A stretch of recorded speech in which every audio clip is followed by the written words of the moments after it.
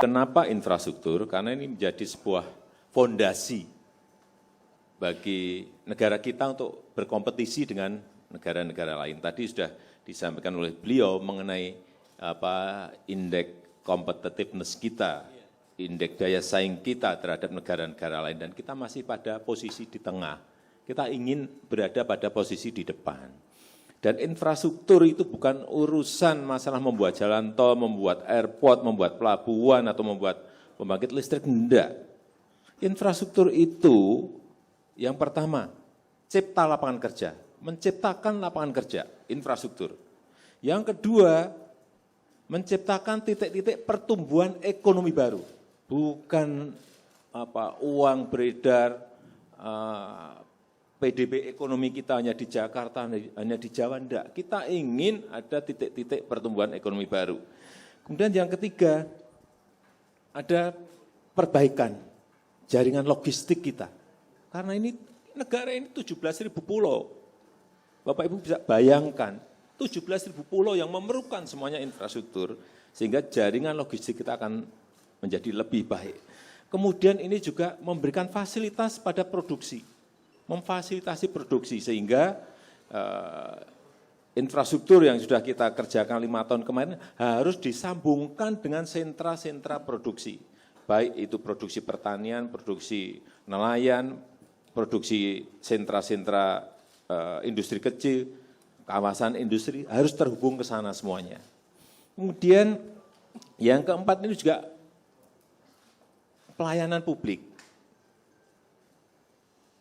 Karena apapun, ada sekolah, tidak ada jalan menuju ke sekolah, bagaimana?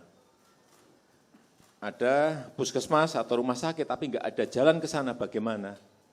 Orang akan datang ke sebuah puskesmas. Ini pelayanan publik. Saya berikan contoh yang paling nyata. Misalnya dari Wamena ke Nduga. Yang sebelumnya harus jalan kaki, butuh waktu 4 hari 4 malam. Dengan jalan yang sudah dibangun oleh Kementerian PU, dari Wamena ke Nduga sekarang hanya kira-kira 5-6 jam sudah sampai. Sehingga kalau ada yang sakit di Nduga untuk dibawa ke rumah sakit di Wamena, tidak harus kita membopong selama 4 hari 4 malam. Bisa dibawa dengan mobil, dengan sepeda motor ke rumah sakit itu hanya dalam 4, 5, atau 6 jam. Ini pelayanan publik.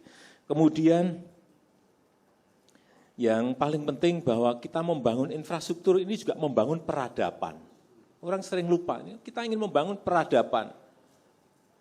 Budaya antri, budaya disiplin, dan itu terlihat misalnya kita membangun MRT.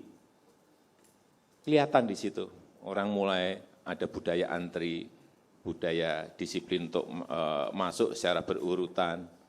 Nanti LRT jadi juga seperti itu. Ini membangun sebuah peradaban.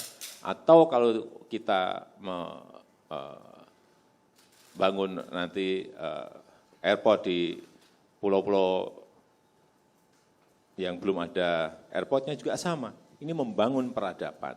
Dan yang terakhir, infrastruktur itu adalah keadilan sosial bagi seluruh rakyat Indonesia. Tidak hanya di Jakarta yang dibangun, tidak hanya di Pulau Jawa yang dibangun, tetapi juga seluruh provinsi yang ada di negara ini harus kita sentuh dengan kehadiran infrastruktur yang